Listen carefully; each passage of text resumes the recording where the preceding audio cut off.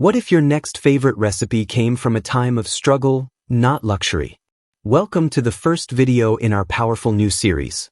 Humble Plates, Meals from America's Working Roots. It's 1920. The factories are loud, the winters are cold. And in tiny kitchens across working-class America, families gather around one pot, sharing more than just soup. They share survival. These weren't fancy meals, but they were hearty, homemade, and filled with the kind of love you can taste. In this first episode, we're diving into 15 forgotten soups that warmed the hearts and bellies of America's hardest working families. So, if you love lost recipes, real history, and raw emotion, hit that subscribe button now, because this is just the beginning. And trust me, you don't want to miss what's coming next. Welcome to the very first part of our series exploring the hearty, humble soups that kept America's working-class families strong and satisfied in the 1920s. Today, we dive into a classic comfort food that was as practical as it was nourishing: Mulligan Stew. Mulligan Stew wasn't just a recipe, it was a symbol of resourcefulness and community spirit. Originating from the struggles of working-class Americans, this stew was a clever way to turn whatever leftovers and scraps were available into a filling meal. Imagine a bubbling pot simmering with a mix of potatoes, root vegetables, bits of meat, and whatever else the cook could find, sometimes even bread or beans, all thrown together into a rich, flavorful stew. This dish reflected the realities of the time. Families had to stretch every ingredient to feed hungry mouths, and Mulligan Stew perfectly embodied that mindset. It was flexible, affordable, and packed with enough calories to fuel a day of hard labor, whether in factories, farms, or construction sites. The stew's thick, hearty texture made it feel like a warm hug on a cold day, offering both comfort and strength. What made Mulligan Stew especially beloved was its ability to adapt. No two pots were exactly alike. Some versions favored whatever vegetables were in season, while others incorporated scraps of leftover meat or dried beans. Its name even suggests a bit of mystery. Mulligan implies a mix-up or a second chance, which perfectly suits this patchwork dish born from necessity.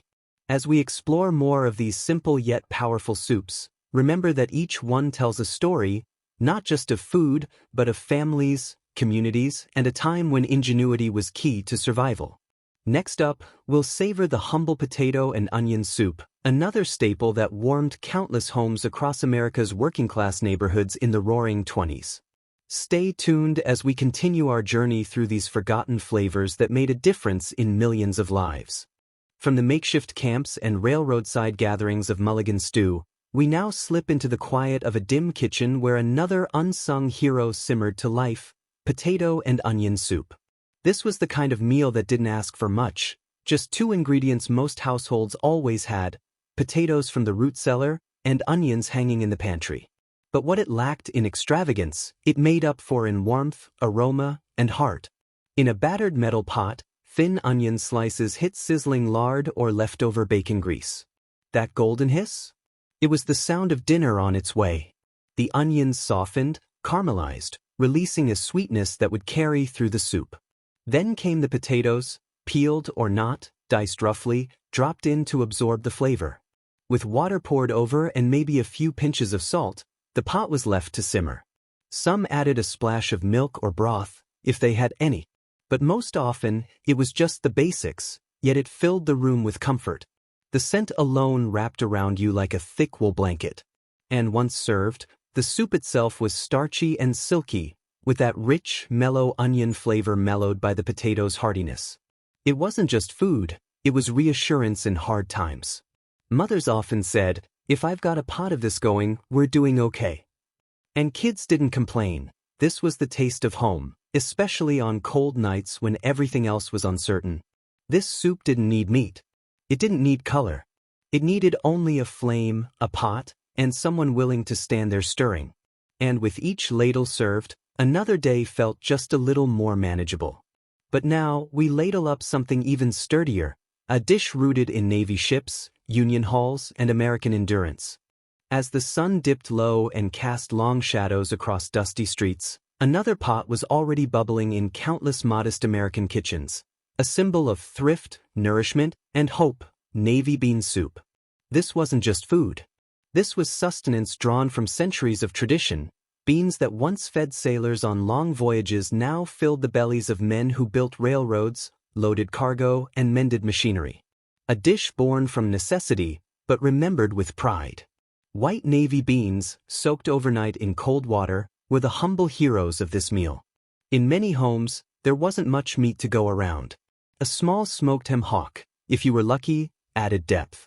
Otherwise, salt and skill carried the flavor. In a dented stock pot, beans simmered alongside chopped onions, carrots, and celery, the holy trio of working-class flavor. A few bay leaves, a dash of pepper, and maybe a clove of garlic if someone down the road had some to spare. The magic wasn't in rare ingredients, it was in patience. Hours of slow simmering transformed a handful of basics into a meal that could fill empty bellies and stretch across days. Served steaming hot in cracked bowls, often with a hunk of stale bread to soak up every last drop, navy bean soup was a shared experience. A table might be small, the portions humble, but this soup brought people together, to eat, to talk, to hope for better days. Mothers passed down their own tricks. Some added a splash of vinegar before serving. Others mashed a scoop of the beans to thicken the broth. But every version carried the same soul, a deep respect for making the most of what little you had. And as that last spoonful vanished, scraped clean from a child's bowl, the family would already be looking ahead, to the next meal, the next pot, the next small victory. Now let's lift the lid on another timeless treasure. As the soup pot continues to warm both body and soul, we now move into part 4 of our journey, a dish that was often born from leftovers, but never short on flavor or meaning: cabbage and ham soup. In the hard winters of the 1920s, a leftover ham bone was a gift, not something to discard, but a flavorful foundation for another meal. Families in mining towns and factory districts would save every scrap from Sunday's dinner. That meaty bone would find its second life simmering slowly with cabbage, potatoes, onions, and whatever root vegetables were left in the cellar. Cabbage, cheap and hearty, was a staple, not only for its affordability, but for how filling it was. As it stewed alongside the bone, it soaked in the smoky, salty richness of the ham. Potatoes gave it heft, and onions brought sweetness. Sometimes, if they were lucky, folks added a pinch of black pepper or a bay leaf saved from better times. This soup wasn't just about getting by, it was about survival with dignity. Mothers would stretch one pot to feed 6, even 8 people, each bowl ladled out with a silent prayer that it would be enough. Children grew up on this soup. It was the flavor of home, the smell that greeted tired fathers after a 12-hour shift at the mill, and the warmth that blanketed a chilly kitchen long after the fire had burned low. Many who lived through those times would tell you that cabbage and ham soup wasn't just a meal, it was a memory, a reminder of how little they had, but also how much they made from it.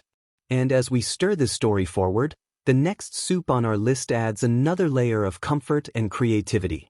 A dish that turned the simplest ingredient into something special: tomato soup, paired with crunchy, homemade croutons. As the pot of cabbage and ham cooled behind, another classic was warming up on the old iron stove. This was the soup that painted memories in red. We now arrive at the 5th humble yet heartwarming dish in our series: tomato soup with croutons. In the 1920s, canned tomato soup had already started making its way into grocery shelves, but most working-class families didn't rely on store-bought. They made it from scratch, stretching every homegrown tomato and leftover breadcrumb they could find. Picture this: a battered tin pot bubbling gently, filled with hand-crushed tomatoes, onion, garlic, a touch of sugar to cut the acidity, and a pinch of salt. Nothing fancy, just pure, honest flavor built with love and resourcefulness. To give it body, some would stir in a bit of flour or mashed potato. Cream? Only if a neighbor had some spare milk to trade. But what really elevated this soup wasn't in the pot, it was what floated on top. The croutons.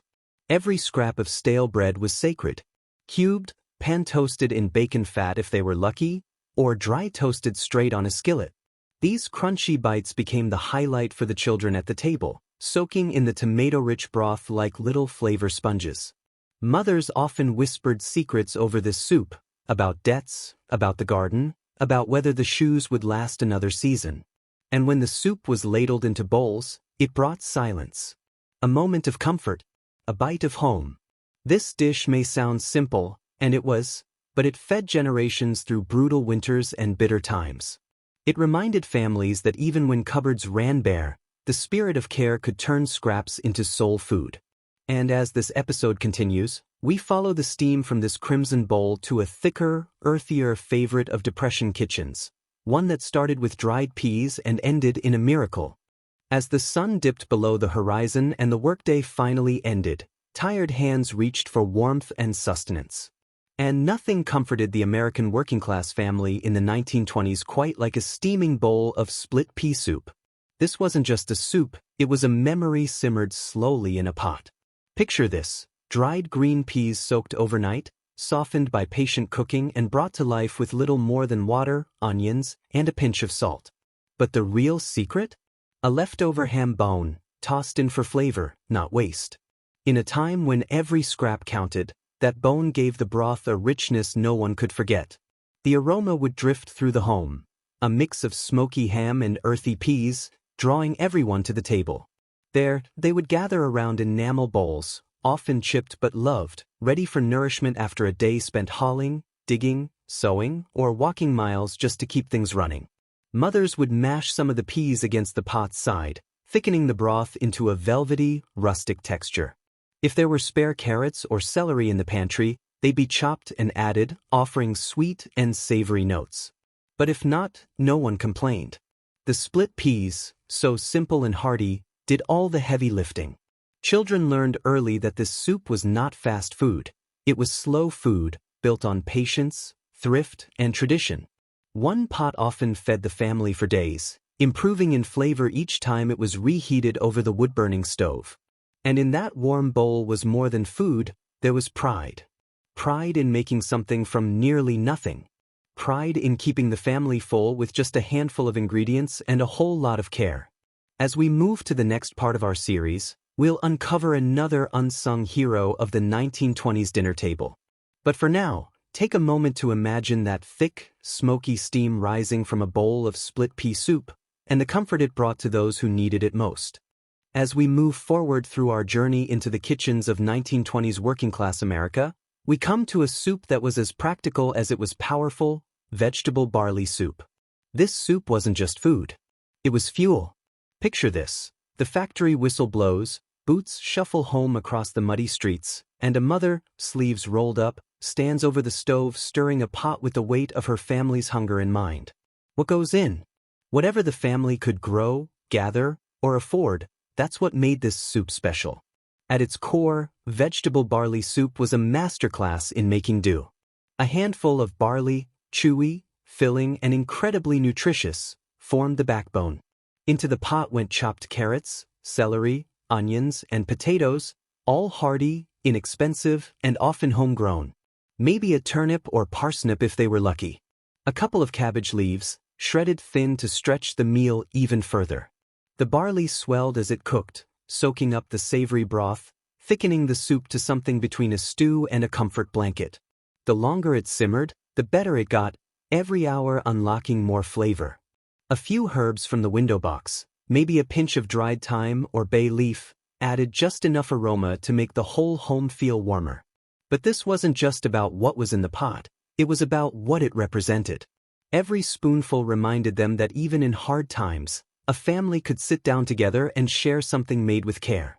It was economical, yes, but never bland. It was humble, but it never tasted poor. This soup was a bowl of survival, community, and quiet triumph. And just like that, we ladle out the last bit of vegetable barley soup and roll right into the next hearty dish from our forgotten American menu. As the cold winds swept through America's towns and farms during the 1920s, families sought warmth and comfort at the dinner table. One beloved recipe that stood the test of time was chicken and dumpling soup, a dish that perfectly captured the spirit of resourcefulness and togetherness among working-class families. This soup was more than just food. It was a symbol of stretching every ingredient to its fullest potential. Leftover chicken, often from a Sunday roast or a simple baked bird, was simmered slowly with a medley of vegetables like carrots, celery, onions, and sometimes potatoes, filling the kitchen with a rich, inviting aroma that beckoned everyone to gather around.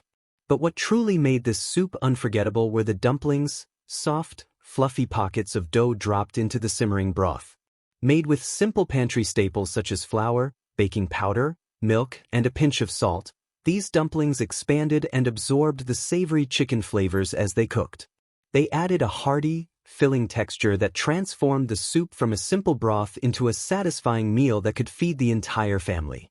In the 1920s, when budgets were tight and frugality was necessary, chicken and dumpling soup offered an affordable, nutritious way to feed hungry workers after a long day. It was often paired with a thick slice of homemade bread, perfect for dipping and soaking up every last bit of the flavorful broth. This dish also carried a deeper cultural significance. It was a meal made with care, passed down through generations, reminding families of simpler times when ingenuity in the kitchen was essential. Chicken and dumpling soup wasn't just about filling stomachs, it was about nourishing hearts, bringing warmth and comfort during challenging days. Even today, this classic soup remains a testament to the resilience and creativity of America's working-class families, a timeless reminder that with simple ingredients and love, a humble meal can become a cherished tradition.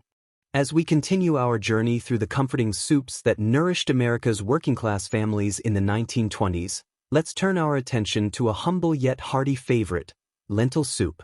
This simple soup was a staple on many tables, prized for its affordability, nutrition, and warming qualities during long, chilly evenings. Lentils, small but mighty legumes, packed a powerful punch of protein and fiber, making them an essential ingredient for families stretching limited resources. The soup typically combined lentils with diced onions, carrots, and celery, slowly simmered in a flavorful broth that often included ham bones or bacon for a smoky depth. This combination provided a perfect balance of taste and sustenance. What made lentil soup particularly beloved was its versatility. Depending on what was available, cooks would add herbs like thyme or bay leaves, sometimes tomatoes for a tangy twist, or potatoes to add more heartiness. This adaptability allowed families to make the most of their pantry staples while still serving a satisfying and wholesome meal. Lentil soup's thick, earthy texture made it a comforting dish during harsh winters, and its ease of preparation was a blessing for busy working parents after a long day.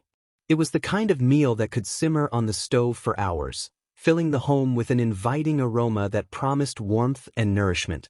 This soup not only offered physical strength but also brought a sense of comfort and family unity around the dinner table. For many, it was a simple dish, but it symbolized resilience and the enduring spirit of working-class America in the 1920s. And now, from the humble lentil to the sweet cornfields, we move on to another iconic soup that kept families fed and spirits high, corn chowder. This next soup was a comforting staple in many working-class homes of the 1920s, the humble corn chowder. Simple, hearty, and loaded with the natural sweetness of corn, this soup was both affordable and satisfying, perfect for families looking to stretch their groceries without sacrificing flavor. Corn chowder's roots trace back to rural America, where fresh corn was plentiful during the growing season. Working families would gather fresh or canned corn, combine it with potatoes, onions, and sometimes bits of bacon or salt pork, and simmer it all together in a creamy base made from milk or a light broth. This blend of ingredients created a rich, velvety soup that was both filling and delicious. The beauty of corn chowder was its versatility. Depending on what was available in the pantry, families might add diced carrots, celery, or even a handful of herbs to enhance the flavor. The inclusion of bacon or salt pork not only added depth but also a smoky richness that made the soup feel like a special treat after a long day's work. For many, this soup was more than just a meal. It was a symbol of home and family. Sitting down to a warm bowl of corn chowder was a comforting ritual that brought everyone together around the table, especially in the cooler months when a hot meal was exactly what the working man needed to recharge. Though it's not as common today, corn chowder remains a beloved recipe for those who cherish traditional American cooking. Its simplicity, affordability, and heartwarming taste capture the spirit of 1920s working-class kitchens, where resourcefulness and flavor went hand in hand. Continuing our journey through hearty, simple soups that filled America's working-class tables in the 1920s, we come to a beloved classic, pea soup with bacon. This soup was more than just a meal. It was a staple that brought warmth and strength to families after long days of labor. Pea soup with bacon combined humble, inexpensive ingredients into a nourishing dish that packed a flavorful punch. Dried split peas, soaked overnight, formed the thick, creamy base. The peas were slow-cooked to tender perfection, creating a hearty texture that was both filling and comforting. What made this soup special was the addition of bacon. Crispy, smoky bacon pieces were cooked until golden and then stirred into the soup, infusing every spoonful with a rich, savory flavor. The bacon not only added depth but also provided a welcome protein boost for hardworking men and women. Onions and garlic were often sautéed in the bacon fat before being added to the peas, enhancing the aroma and layering the flavors. A few simple herbs like thyme or bay leaves might be tossed in, giving a subtle earthiness without overpowering the dish's straightforward charm. Pea soup with bacon was often served with crusty homemade bread, perfect for dipping and soaking up the thick broth. It was an affordable meal that made use of pantry staples, yet felt satisfying and substantial, exactly what families needed during tough economic times. This soup's popularity endured not just because of its taste but also its convenience. It could be made in a single pot and reheated easily for leftovers. Its wholesome ingredients and rich flavors made it a comfort food that many working-class families cherished. As we savor this classic, we glimpse a window into the past, a time when simple, honest food was the foundation of strength and family warmth. Pea soup with bacon remains a timeless reminder of that enduring spirit. As we continue our journey through the humble soups of America's working-class kitchens in the 1920s, the next recipe on our list is the beloved onion and garlic soup. This simple yet deeply flavorful soup was a staple for many families who needed nourishment without breaking the bank. Onions and garlic were inexpensive and readily available ingredients, perfect for creating a warm, comforting meal after a long day of hard work. This soup combined the sweet, caramelized flavors of slowly cooked onions with the pungent, aromatic kick of garlic, producing a broth that was both soothing and invigorating. In a typical 1920s kitchen, onions were sliced thin and slowly sautéed in a bit of lard or butter until they turned a deep golden brown, releasing their natural sweetness. Minced garlic was added towards the end to avoid overpowering the dish but enough to infuse the soup with its distinctive aroma. Water or homemade broth would be poured over the sautéed ingredients, simmering gently to marry the flavors. Many working-class families would add a piece of stale bread or croutons on top to add a bit of texture and extra sustenance. Sometimes, a sprinkle of grated cheese would finish the dish when available, elevating this simple soup to a satisfying meal. Onion and garlic soup wasn't just about flavor, it was a soup with purpose. It was hearty, cheap, and packed with vitamins and minerals that helped families stay healthy through harsh winters and long workdays. Plus, the warmth it provided was as comforting as a gentle hug, making it a favorite at many dinner tables. As we savor this soup in our minds, remember it was more than just food, it was tradition, resilience, and the spirit of America's working-class families. Next up is the hearty beef and vegetable soup. This dish was a staple in many American households, prized for its rich flavors and nourishing qualities. Picture a big pot bubbling on the stove, filled with tender chunks of beef slowly simmered until meltingly soft, mingling with an assortment of fresh, seasonal vegetables like carrots, potatoes, celery, and onions. In an era when every bite mattered, this soup was a way to stretch a small amount of meat across many meals, ensuring no part of the hard-earned beef was wasted. The vegetables added bulk and nutrients, creating a filling meal that could sustain a family through long workdays. Many cooks used simple seasonings, salt, pepper, maybe a bay leaf, to enhance the natural flavors without overpowering them. What made this soup special wasn't just its ingredients but the time and care poured into it. Hours of slow cooking transformed humble pantry staples into a warm, flavorful broth that comforted both body and soul. In those kitchens, it was common to gather around the table, savoring the steaming bowls of beef and vegetable soup that told stories of resilience and togetherness. This soup represents more than just a recipe. It captures the spirit of the 1920s working-class families, resourceful, hardworking, and deeply connected to their food. Whether made in a cramped city apartment or a small country home, it was a meal that nourished both hunger and hope. As we move deeper into the humble yet hearty world of 1920s working-class soups, sauerkraut soup stands out as a true testament to resourcefulness and flavor. This tangy, warming dish was a staple for many families who needed to stretch every ingredient but still crave something comforting at the end of a hard day. Sauerkraut, fermented cabbage, was prized not only for its distinctive sour punch but also for its long shelf life, perfect for winter months when fresh vegetables were scarce. Combined with smoky bits of pork or bacon, a handful of potatoes, and just a sprinkle of caraway seeds, this soup delivered a satisfying balance of sharpness and heartiness. What made sauerkraut soup so special was how it brought together simple pantry staples in a way that warmed bellies and lifted spirits. For working families, it was both economical and nourishing, a perfect dinner after a long shift in the factories or fields. The preparation was straightforward. Simmer the sauerkraut with broth and pork until the flavors melded, then add diced potatoes for substance. Sometimes, a splash of cream would be added to soften the tang, though many preferred it robust and pure. In every spoonful, sauerkraut soup captured the resilience of the era, turning humble ingredients into a meal that made tough times a little easier. It's no wonder this soup was a common sight on the tables of hardworking Americans during the 1920s. As we savor this taste of the past, we'll soon move on to another root vegetable classic that kept families warm and well-fed during those chilly days. As we ladle into the final bowl of this heartwarming episode, we land on a humble yet deeply nourishing favorite, carrot and parsnip soup. In the 1920s, this vibrant soup wasn't just a way to fill empty bellies. It was a celebration of two of the most common root vegetables found in every working-class garden. Carrots brought natural sweetness, while parsnips added an earthy depth.